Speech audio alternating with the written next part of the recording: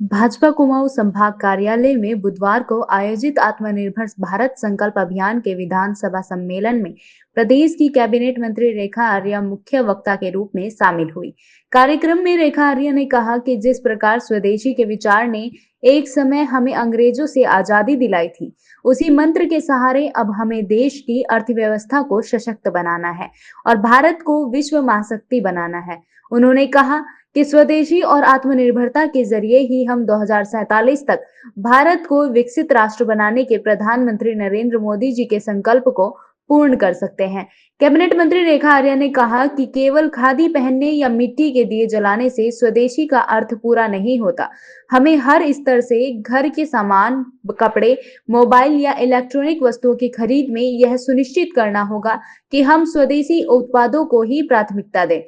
प्रधानमंत्री जी का आह्वान है कि हम लोग स्वदेशी अपनाएं और आत्मनिर्भर भारत जो हमने सोचा है, विचारा है और हमें क्रियान्वयन में लेकर आना है और 2047 तक में विकसित भारत बनाना है, तो उसके लिए स्वदेशी का ही एक सिद्ध फार्मूला है जिस पर हम सब लोगों को काम करना चाहिए। स्वदेशी का मतलब देश में ही उत्पादित और देश में ही उसकी खरीद की जाए, ये उसका मेन भाव है। और मैं समझती हूँ कि